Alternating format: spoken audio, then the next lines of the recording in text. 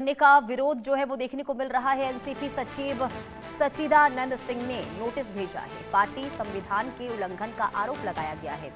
दरअसल 15 दिन का कानूनी अल्टीमेटम भी दिया गया है। चुनाव प्रक्रिया रद्द करने की मांग की और प्रफुल्ल पटेल भी प्रतिवादी जो है वो बनाए गए हैं। तो महाराष्ट्र की डिप्टी सीएम सुनेत्रा पवार की मुश्किलें बढ़ सकती हैं, क्योंकि राष्ट्रवादी कांग्रेस पार्टी के राष्ट्रीय अध्यक्ष के तौर पर उनकी नियुक्ति को पार्टी के अंदर से ही चुनौती दे दी गई है। अब पार्टी के वरिष्ठ नेता सच्चिदानंद सिंह ने उनकी नियुक्ति को पार्टी के संविधान और नियमों के खिलाफ बता दिया है। दरअसल सुनेत्रा पवार को लीगल नोटिस भी भेजा गया है और इससे पार्टी की अंदरूनी कलह एक बार फिर से खुलकर सामने आ गई है। 9 जुलाई को सुनेत्रा को भेजे गए नोटिस में सिंह ने अध्यक्ष पद के लिए चुनाव के लिए पार्टी द्वारा अपनाई गई पूरी चुनाव प्रक्रिया पर सवाल उठा दिए हैं। उन्होंने दावा किया है कि पार्टी के संविधान के अनुसार एक स्वतंत्र केंद्रीय चुनाव प्राधिकरण का गठन जो है और चुनाव का आधिकारिक कार्यक्रम जारी करने के लिए एक रिटर्निंग ऑफिसर की नियुक्ति जरूरी है, लेकिन उनमें से कुछ भी नहीं किया गया। सच्चिदानंद सिंह ने पार्टी को अपनी मांगों को पूरा करने के लिए 15 दिन का समय दिया है। इन मांगों में सुनेत्रा के राष्ट्रीय अध्यक्ष के तौर पर हुए तथा कथित चुनाव को अमान्य घोषित करना भी शामिल है। अब उन्होंने भारत निर्वाचन आयोग को भेजी गई सभी सूचनाओं और दस्तावेजों को वापस लेने को कहा है। इसके अलावा पदाधिकारियों की नियुक्ति को अमान्य घोषित करने की भी मांग की गई है। पार्टी सचिव ने चेतावनी ये दी है कि अगर पार्टी उनकी मांगों को पूरा नहीं करती है तो वो कानूनी कार्रवाई भी करेंगे। अब सुनेत्रा के अलावा एनसीपी के राष्ट्रीय कार्यकारी अध्यक्ष प्रफुल्ल पटेल और राष्ट्रीय महासचिव बृजमोहन श्रीवास्तव को भी प्रतिवादी बनाया गया है। सूत्र ये बता रहे हैं कि सुनेत्रा पवार के बड़े बेटे पार्थ पवार के कामकाज को लेकर भी पार्टी में असंतोष देखने को मिल रहा है और पार्टी के कई नेताओं का ये आरोप है कि वो एक तरफा फैसले लेते हैं और दूसरों की बात सुनने को तैयार नहीं रहते हैं। तो ये बहुत बड़ी खबर हम आपको बता रहे हैं, क्योंकि अब पार्टी के अंदर ही बगावत के सुर जो हैं वो दिखाई देने शुरू हो चुके हैं। सुनेत्रा पवार को लेकर अब यहाँ पर जो हलचल पार्टी के अंदर देखने को मिल रही है, क्या सवाल ये कि सुनेत्रा पवार जो है क्या उन्हें पार्टी से हटा दिया जाएगा, क्या एनसीपी उनसे छीन ली जाएगी, ये तमाम ऐसी अटकलें लगाई जा रही है, क्योंकि चुनाव प्रक्रिया रद्द करने की मांग 15 दिन का अल्टीमेटम सच्चिदानंद सिंह के द्वारा दे दिया गया है, जिसमें प्रफुल्ल पटेल भी प्रतिवादी बनाए गए हैं। शाहिद अंसारी संवाददाता तमाम जानकारी के साथ जुड़ चुके हैं। शाहिद, राष्ट्रीय अध्यक्ष सुनेत्रा पवार को बनाया गया, लेकिन अब इसका ही विरोध पार्टी के अंदर शुरू होने लगा है, आखिर क्यों? जी देखिए, कई चीज़ें हैं। जो सुचितानंद ने जो पत्र लिखा है, उस पत्र की कॉपी है हमारे पास और उसमें जो है स्पष्ट उन्होंने कर दिया है। कई चीज़ें हैं और सबसे अहम ये है कि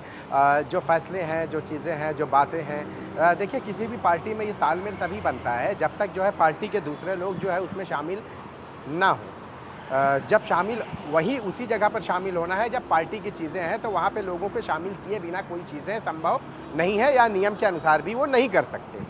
जो लेटर उन्होंने लिखा है उस लेटर में जो है स्पष्ट किया है कि, और इससे आपको मैं बता दूं कि सुनेत्रा पवार और जो है पारस, इन सब के जो है ना, इन सब के लिए जो है मुश्किल हो जाएगी, क्योंकि अगर इससे जब ये लेटर लिखना, ये सीधे सीधे ये इशारा करता है कि एनसीपी के अंदर सब कुछ ठीक नहीं चल रहा है। आपको याद होगा 2023 में जो है इस पार्टी की बुनियाद पड़ी और इससे पहले जो है शरद पवार के साथ जब ये अलग हुई अजीत पवार, 2023 में इस पार्टी की बुनियाद पड़ी। अजीत पवार के देहांत के बाद जो है उनकी मौत के बाद फिर उसकी जिम्मेदारी जो है सुनेत्रा पवार को सौंपी गई। अब उसके बाद जो है फिर पार्टी के जो लोग हैं, जो लीडर हैं, उन्होंने जो है सुचितानंद ने जो चीज़ें कही है उसमें 2-3 चीज़ें बहुत अहम हैं कि कोई भी चीज़, कोई भी फैसले जो है सारे वरिष्ठ जो है या पार्टी के जो लोग हैं उनसे पूछे बिना नहीं होना चाहिए, लेकिन यहाँ हो रहा है। फिर उसके साथ साथ कई ऐसे फैसले होते हैं जो पार्टी के जो बाकी अधिकारी जो हैं वो उनसे पूछे बिना नहीं होना चाहिए, लेकिन वो भी यहाँ पे हो रहा है। तो ये एक तरह से पार्टी के अंदर जो है नाराज़गी और विरोध का जो है ये स्वर जो है अब ये बुलंद होने लगे हैं। अब जो पत्र है आपको मैं बता दूँ कि उसमें जो चीज़ें हैं वो बड़ी स्पष्ट हैं कि इसमें जो उन्होंने ये लिखा है कि इलेक्टेड मेंबर की लिस्ट और जो है कॉन्स्टिट्यूशन की कॉपी और इसके साथ साथ जो है जो डिटेल मांगी गई है, जो इसके लिए जो है अगर कोई मीटिंग वगैरह रखी गई है तो ये सारी चीज़ें जो है सीधे सीधे वो करती हैं कि आप जो है सुनेत्रा पवार जो है वो कोई भी फैसले ले रही हैं, तो इसका मतलब ये हुआ अगर ये इतने पॉइंट जो मैंने आपको बताए और अगर पार्टी के कोई सीनियर लीडर के ज़रिए अगर इस तरह के सवालात किए जा रहे हैं या लेटर में इस सवालात का जिक्र किया गया है, तो आप समझ लीजिए कि जो फैसले हो रहे हैं पार्टी की वो एक तरफा हो रहे हैं। और अगर नाराज़गी है तो नाराज़गी इसी बुनियाद पर है कि बिना पूछे जो है कोई चीज़ अगर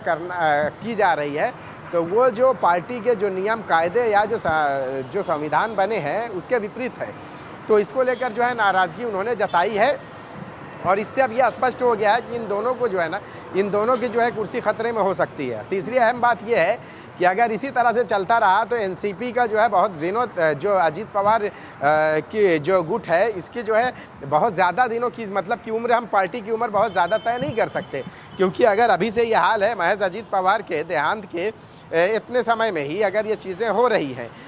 तो आप समझ लीजिए कि ये जो चीज़ें हो रही हैं ये कहीं ना कहीं पार्टी के लिए नुकसानदेह साबित हो सकती है। 2023 और उसके बाद आज का अगर समय देख लें तो महज 2 से 3 साल हुआ है इस पार्टी की बुनियाद रखे और फिर अजीत पवार के मौत के बाद अब जो विरोध के स्वर अगर गूंज रहे हैं तो उथल पुथल देखने को मिल रही तो सवाल कई उठते हैं कि क्या कहीं पार्टी के अंदर टूट तो नहीं हो जाएगी। बहुत शुक्रिया तमाम जानकारी देने के लिए शाहिद।